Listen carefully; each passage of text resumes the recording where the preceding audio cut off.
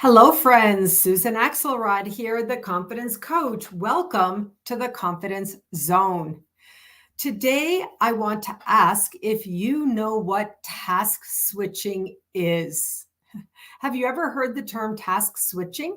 Can you imagine what it might mean? I am not here to speak about the science of task switching, although I urge and encourage you to listen to Dr. Andrew Huberman or any other neuroscientist speaking about the important concept of task switching and what happens in your brain and to your body and to your output as a result of task switching. I'm here to simply help you understand it is a thing. And it is a thing that derails your confidence. So you're sitting at your laptop doing some work, going merrily along, and all of a sudden you hear a notification ding on your phone. Somebody's texting you. You pick up your phone that's next to you, you look at the text and be like, text back, etc. And then you look at the other texts that somebody had sent that you had already missed. And then you go to back to your laptop and you click on your email and you look at that. And before you know it, that first task is long gone. If you're more disciplined and you go from the texting back to that original task, still in all, your brain has been co-opted away from it and your focus is deflected and you are distracted.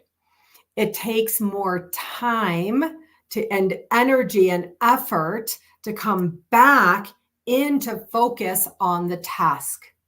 I'm like the queen of task switching. I have never mastered, leaving my phone out of the room or turning off all of my notifications or not checking my email 100 times a day. To be honest, it's not the best habits. I do know that. So as I have been speaking with you about focusing on high value activities, if you have been joining me here in the Confidence Zone, you know I'm really looking at this now. I learned from Dr. John Demartini and I learned from other high producers. What are your high value activities?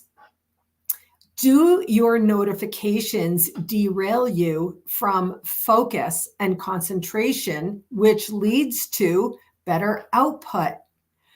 Be honest with yourself. I can easily, honestly say, holy shit, friends, this has been very eye-opening for me. Right now, as it happens, I had to plug my phone into a charger in another room. And even now, I'm like, where's my phone? Where's my phone? So this is something that we may have to practice to really get better at. Why do we want to get better at? We want to get better at it for productivity because lucrative ROI comes from improved productivity and efficiencies in your work. My example today is that I had decided, as I've spoken with you here about, to do a Qigong workshop. I got as far as getting several pieces in place, even getting approval from the studio owner, and she was all very excited for meeting me. She said, I want to take this workshop. And so I did get the shell in place. I got some of the pieces in place to make it happen. But guess what I didn't have? The meat, the meat of the workshop. Okay, intuitively, I know because I incorporate Qigong into all of my coaching now, and I could show up any day and do a great Qigong program. But I want this to be a great experience. Why? To generate more students, to make more money, to have more impact, and to be able to do what I love. And so if my first workshop that I offer is good, maybe I'll get asked to do another workshop. Maybe I'll get asked to do an ongoing class, right? And so on and so forth. So for that reason, I needed to have meat for my workshop. I needed to have it planned and organized. Another reason to have it planned and organized is so you can reuse, repeat, and scale, as they say. So now I have it I have it written out here on my little movable whiteboard, and which is another thing to help improve focus. And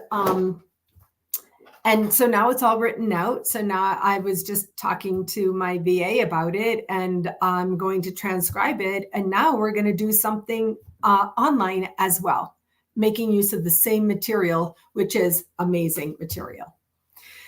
So, task switching, friends.